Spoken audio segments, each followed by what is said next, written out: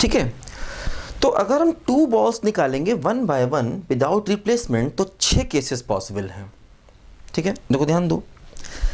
मान लो हमसे कहा जाए कि हमारे पास रेड ग्रीन ब्लैक है ना, ये हमारे पास 3 बॉल्स हैं और हमसे कहा जाए कि इफ 2 बॉल्स, ठीक है, आर अरेंज्ड। ठीक है, मान लो इनमें से 3 बॉल्स हैं और 2 को लेकर के हमें अरेंज करना है। 2 बॉल्स आर अरेंज्ड। ठीक, देखो क्या होगा। हमने 2 बॉल ली, हो सकता आर जी ली हो सकता है जी आर ली हो सकता है आर बी ली हो सकता है बी आर ली हो सकता है जी बी लिया हो सकता है बी जी लिया हो। तो अगर हम 2 गेंदों को अरेंज करेंगे तब भी 6 तरीके होंगे। तो मतलब ये हुआ कि किसी बॉक्स में से एक एक करके 2 गेंदें निकालना विदाउट रिप्लेसमेंट और 3 दी गई चीज़ों में से 2 चीज़ों को लेकर के अरेंज करना एक ही बात है ना। अब ऐसा कह सकते हैं कि मान लो 2 प्लेस हैं तो इसको भरने के 3 तरीके और इसको भरने के 2 तरीके, तो 3 × 2 देखो 6 वेज हो गए। देखो यहाँ पर भी 6 तरीके हैं। 2 गेंदों को अरेंज करने के, 2 बॉल्स को अरेंज करने के 3 बॉल्स दिए गए, 3 में से 2 को अरेंज करने के 6 केस हैं। और यहाँ पर भी बॉक्स में 3 बॉल्स हैं और हमें 2 गेंदें निकालना है एक एक करके, तो उसके भी 6 तरीके हैं। 2 गेंदें अगर एक एक करके निकालेंगे तो देखो उसके भी 6 तरीके हैं। ठीक, अच्छा देखो मान लो अगर क्वेश्चन ऐसा होता कि 2 बॉल्स आर ड्रॉन, ठीक है, एट ए टाइम, एक बार में 2 गेंदें निकाली गई, तो 3 गेंदें हैं, 2 निकालना है तो 3C2, तो आंसर 3 आ जाता।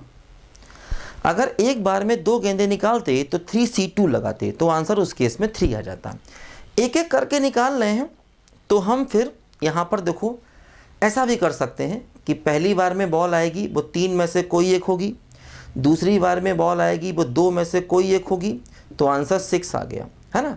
प्रिंसिपल ऑफ मल्टीप्लिकेशन, है ना। जो पहली बार में बॉल आएगी वो 3 में से कोई एक होगी तो 3C1, अब एक बॉल तो बाहर आ गई।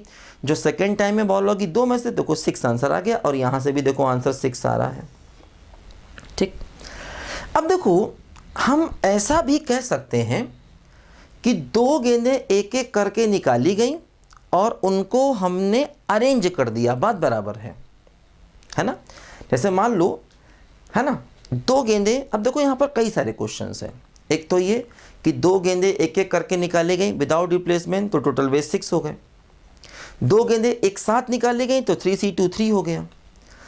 और ये सवाल सेम है। 3 दी गई चीज़ों को 2 जगहों पर अरेंज करना, बात बराबर है ना।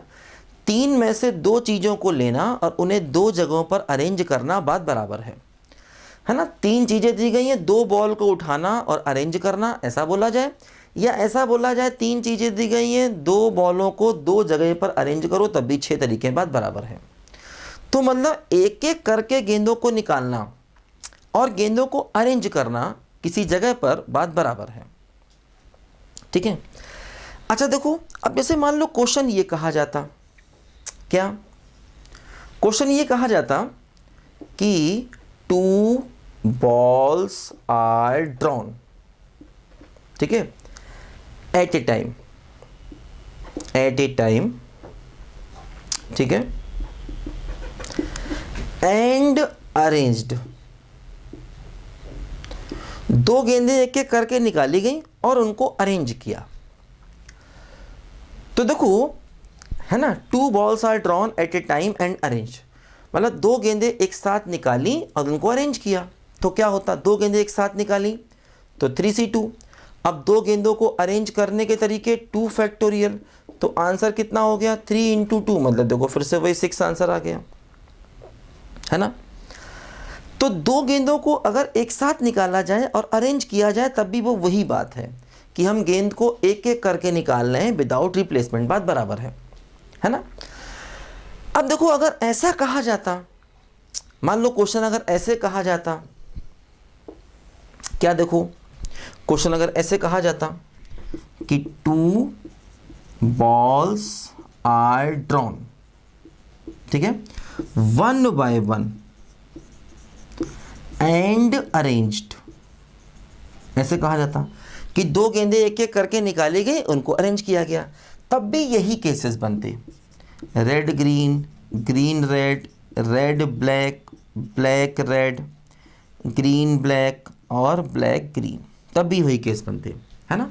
2 balls आर ड्रॉन 1 by 1, ध्यान देना, विदाउट रिप्लेसमेंट, विदाउट रिप्लेसमेंट, ध्यान देना इस बात को, विदाउट रिप्लेसमेंट हमने कहा है, एंड अरेंज, तब भी वो एक ही चीज़ थी। मतलब अगर हम चीज़ों को निकालें और उनको अरेंज करें, जैसे यहाँ पर देखो हमने 2 गेंदे एक साथ निकाली, अरेंज किया, तब भी आंसर 6 आया, और 2 गेंदे एक एक करके निकाली और अरेंज किया, तब भी आंसर 6 आया। मतलब ये दोनों सवाल एक्चुअली सेम है।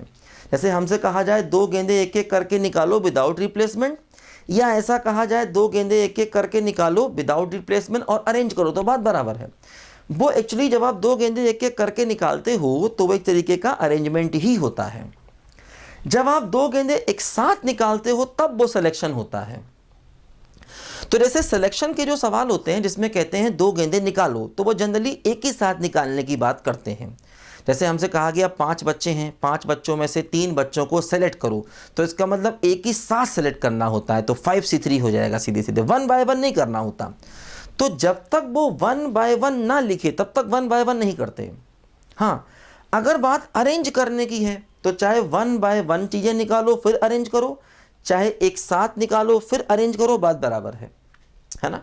ये बिल्कुल वही चीज़ है कि 3 चीज़ें दी गई हैं, उनमें से 2 को उठा करके अरेंज करना, ये बिल्कुल वही बात है। तो क्वेश्चन की भाषा कई बार अलग अलग होती है तो उसके आंसर भी अलग अलग आते हैं, और कई बार क्वेश्चन की भाषा अलग अलग होने के बावजूद भी आंसर एक जैसे ही आते हैं। तो ये बात ज़रा यहाँ पर ध्यान रखना जो मैंने आपको समझाई है।